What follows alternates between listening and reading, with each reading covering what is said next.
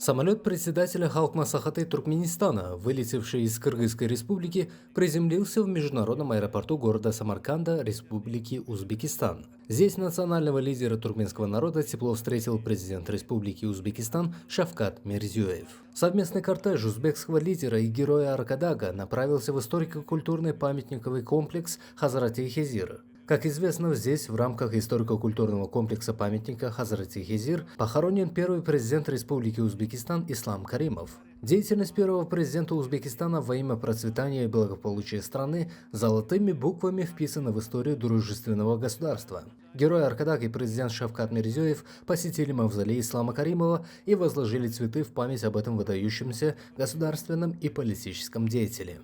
Здесь был прочитан аят из Священного Корана, вознесены в молитвы в память о первом президенте Узбекистана и пожелания дальнейшего развития дружеских и братских отношений между двумя народами. Затем вместе с президентом Узбекистана герой Аркадаг посетил туристическую зону города Баку, которая открылась в сентябре 2022 года. Там он вместе с узбекским лидером ознакомился с объектами огромного комплекса, общая площадь которого составляет более 17 гектаров.